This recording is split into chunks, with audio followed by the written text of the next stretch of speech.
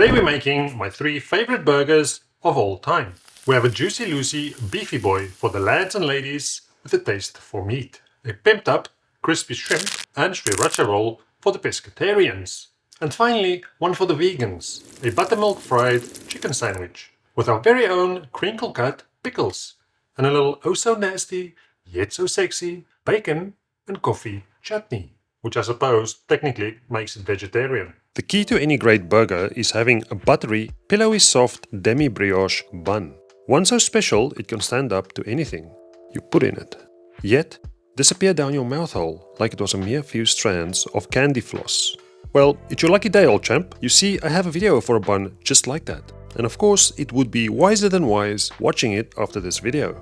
But for now, let's start with Mr. Basic, my favorite way of making a classic beef burger. Everything in life starts with a piece of nice meat. In the case of our burger, we used a cut that stood the test of time. Chuck roll, a shoulder cut containing roughly 20 to 30% fat.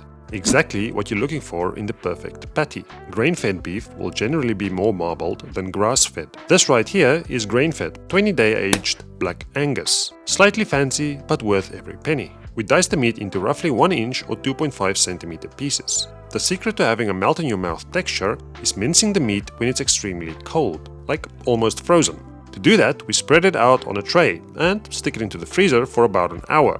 You want to use the coarse grinding plate, and depending on the mincer, run it through there once or twice maximum. Mincing the meat while almost frozen prevents it from becoming rubbery, which mostly leads to a dry, tough burger. Nasty, and not in a good way. So work cold and quick, all the time, every time. If stuff warms up, stick it into the freezer for a bit. To shape the patties, I like to oil my hands and cut a few square pieces of parchment. Prep is everything. We weigh out 150-gram bowls. And do not work the mince too much. Shape a few pucks and get them onto an oiled tray. Next, you oil the parchment sheet and a ring mold. Now, we need to make the patty larger than the bun in diameter, because as it cooks, it'll shrink, so your bun needs to comfortably fit through your mold. Grab the meat and slap it into the mold. Pat it down into the mold, making sure to keep working fast. Cold meat, remember? Cover your patty with another oiled piece of parchment. Repeat with the rest. Before moving on to our burger sauce. Cornichons or pickled cucumber gets an indiscriminately fine chopping. It'll be full of water which you want to squeeze out, using a cloth or whatever you have. Just please don't use your wife's favorite tea towel, unless you want to end up in one of these burgers yourself. Once squeezed, it should be fairly dry, like so. Into a bowl goes your favorite brand of mayo, your favorite brand of ketchup, the ringed out pickles, a bit of fine salt, garlic powder to keep evil away, MSG to stir up a conversation, condensed milk, a few drops of Tabasco hot sauce, and finally natural liquid smoke. Give that all a nice whisking to combine. And yes, no mustard. That's correct. Onto our pickled cucumber relish. Top and tail a few pickling cucumbers. Slice them thinly with a knife or a little device like this called a mandolin. Once all sliced, get the cucumbers into a large bowl. Sprinkle with salt, mix it thoroughly, and set aside so the salt can remove some of the water. Meanwhile, we make our pickling liquid. Into a saucepan goes apple cider vinegar, mustard seeds, ground black pepper, turmeric powder, salt, and a bit of sugar. Make a slurry with cornstarch and water and stir it with your finger to combine before adding to the mix. Bring all these goodies to a slow simmer while whisking.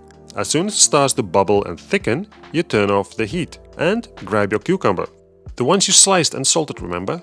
Squeeze out the excess water, which I'll allow you to throw away this time. Pour your hot, pickling, Jizzy McFizzy all over the cucumbers, sensually.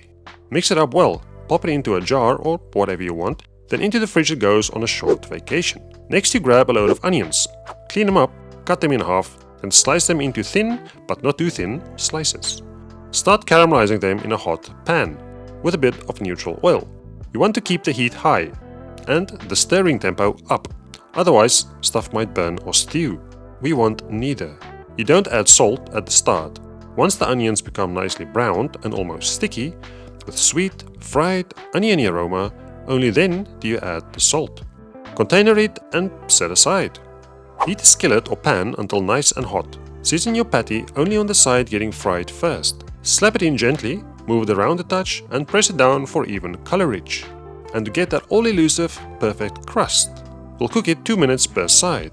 Salt and flip. You get what I'm saying. This thing should have its own OnlyFans page. Next you hit it with cheese, 2 if you want, or not. Gently blowtorch it if you have one. to melt the cheese. Otherwise, close it with a lid. Set aside for a brief second and work in 6th gear turbo speed. Butter your bun, top and bottom piece. Toasting your buns is an important step many pay little attention to. A cold bun is a boring bun, and it's also a crime, so, Toast it in a clean pan on medium heat for a few seconds. Spin it round for even browning. And for old time's sake, toast the bottom of the bottom part too. Everything nice and hot and toasty roasty. Sauce up the buns generously with your smoky burger sauce. On goes salad. On goes sweet tomato. Season it well. On goes your Patty McFatty, a generous helping of those beautiful fried onions. Then McJizzy mustardy pickled cucumbers. Sauce the bun cap and seal in the goodness. Now don't stay too long at your marvelous creation. Find the closest sink and get messy with a big bite. And oh my! Oh wow, this thing is good, man. Next we get to our shrimp burger, one I've modified a bit from my time working in famous London joints. Firstly, we want to remove the poopy kaki teriyaki from shrimpy. Some people refer to this as deveining the thing, and some folks don't even bother removing it. But I can promise you, it's not a vein, and you definitely don't want to eat shrimp poopies. No matter how cute it sounds. So you cut open the back with scissors, remove the shell, remove the poop tube, and you'll be left with a clean shrimp tail. Place onto some paper towel to soak up any moisture. The shells make a tasty stock or bisque. That's another video for another day. She sells seashells on the seashore. So for now, just chuck them in the freezer. Repeat until they're all clean. Pat them dry from the top and set aside. Grab a piece of peeled ginger and indiscriminately chop it up extremely fine. Next, you chop up your shrimps. It should not be a paste and the pieces should not be too big either. Somewhere in between. Just so that the mix holds together, but it's not a paste either. You get the point. Next up, spring onions or scallions, depending on where you live in the world. Washed, of course. Chop it up, starting with the green bits. Add it to your shrimp, followed by the chopped ginger. A touch of cayenne pepper or smoked paprika. A bit of salt and an exception to the rule of salting the patty. Tiny bit of Thai or Vietnamese fish sauce, a touch of soy sauce, and give it all a good old mix to combine. This mix also makes a great dumpling filling or fried shrimp cake. Anyway, grab a tray lined with parchment, we'll need it in a bit. Next you oil up your hands and another tray or plate, whatever you have. You want to weigh out 120 gram bowls, in this case. But it's up to you, and depending on the size of your burgers. Go bigger or smaller.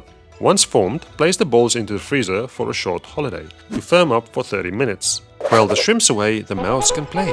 Let's whip up a quick Sriracha Mayo. In goes Mayo, in goes condensed milk.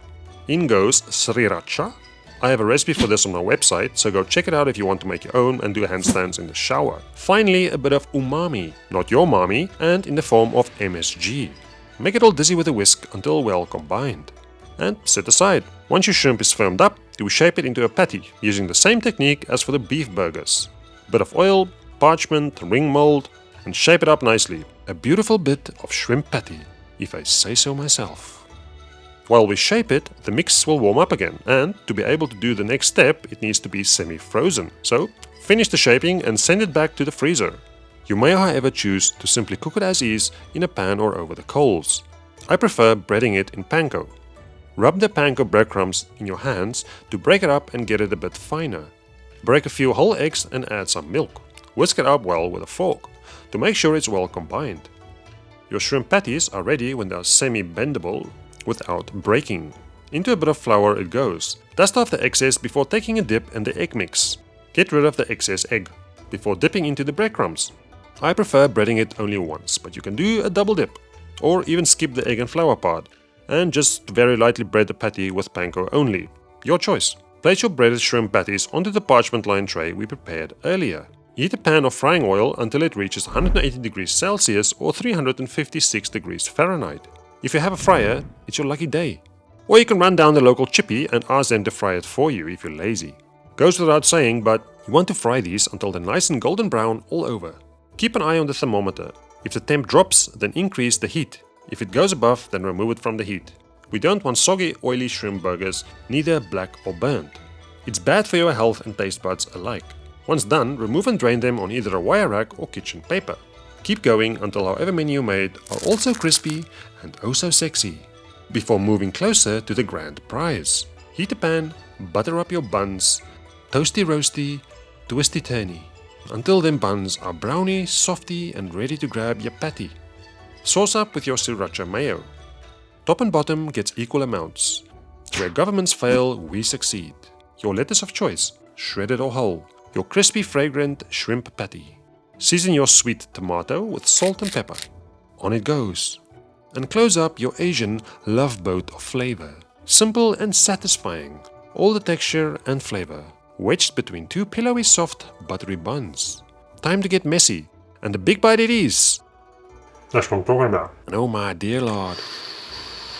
Last but not least, we have the famous fried chicken sandwich. Burger, whatever you want to call it. It identifies as vegan on this channel, but iconic nonetheless. To start, we trim up a couple of boneless chicken thighs, removing bits of bone and cartilage. It'll definitely be there even if you bought it deboned already.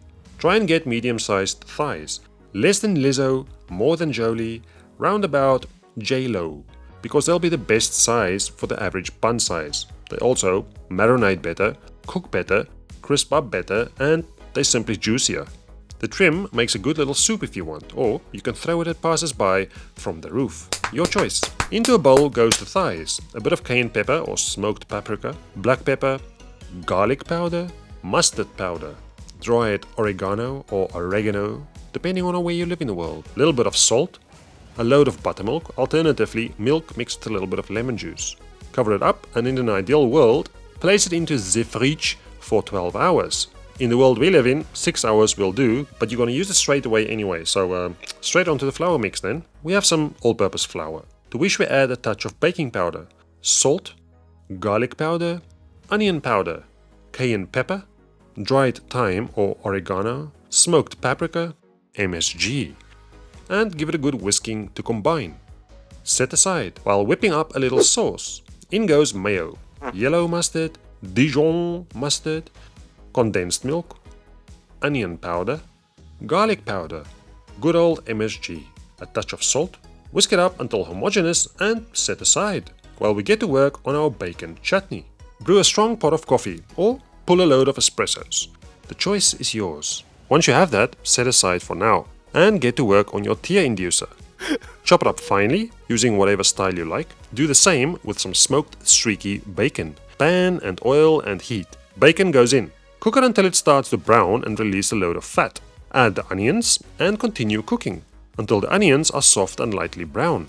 Drain the fat however you want, but keep it for use in other dishes. Fry an egg in it or ask your wife to drip it onto your back, whatever makes you happy. Into a saucepan goes the fried bacon, followed by the coffee, brown sugar or any other sugar, mustard seeds, optional but necessary, black pepper, garlic powder, balsamic vinegar. Bring this all to a nice medium rolling boil. Keep stirring and keep an eye on it, so it don't burn. We simmer and reduce it slowly, until we have a thick, syrupy consistency like so. Once cooled, it'll solidify a touch, but we want to use it warm anyway. Onto our crinkle-cut bread and butter pickles. Of course you could use the one we made for the beef burger, but they are different in flavor and texture. The chunky crinkles gives a much different eating experience, essential with fried chicken, but you choose. Into a container it goes. Onion gets a slicing, but no dicing. Into a saucepan goes apple cider vinegar, sugar of your choice, salt, chili flakes, optional but necessary, turmeric, mustard seeds, tiny touch of water, onions, and heat that stuff up. Once it boils, simmer for about a minute so the flavors get to know each other. Then remove it from the heat, and while hot, pour it over your cucumbers. As the cucumbers marinate, they will release water and eventually be fully submerged. Place a little piece of plastic on top to keep contact and close up the container. Move it to the fridge for at least 3 hours, but 12 is best. One step closer to the grand prize, and we start with the chicken. Fully marinated and ready to go, old J-Lo. Into the flour she goes, and you really want to pack it in here. You don't want to be stingy on the flour, and we don't want to see any bold spots. The only thing bold in this video should be me. So make sure to get it into all the nooks and crannies. Set it over a wire rack, and if you see any bold spots as you go along, simply coat it once more in the flour. Clean up your mess, because there will be a mess. When done right, these boys should already look the part even before frying, with a rugged surface and showing signs of future crunch bonanza. The journey over the misty mountains comes in the form of frying these. Heat a pot of oil to 180 degrees Celsius or 356 degrees Fahrenheit. Carefully lay the chicken into the oil away from yourself, taking care not to spill the oil onto yourself or anyone else. Don't overcrowd the pot. Carefully move the thighs around ever so often to ensure even brownage. Regulate your oil temp. Once the chicken is nice and crisp, with an internal temperature reading of 75 degrees Celsius or 167 degrees Fahrenheit, drain them on a wire rack and continue your journey over the misty mountains until all your sexy thighs have gone for a crispy swim in the bath of money and heart disease. At this point, you gotta be strong not to shove these down your mouth hole, because they'll be smelling and looking Quickly butter a bun, toast it till nice and brown and soft and crispy all at once. Sauce it up both sides with our sweet mustard mayo. Couple of leaves for your 5 a day. The chicken the Colonel been searching for. That naughty little bacon chutney. Load it up with pickles. Seal the deal for once and for all. And finally, we have ourselves a worthy vegan burger. With only one thing left to do. Find the sink and get extremely messy. KFC only made sandwiches like that.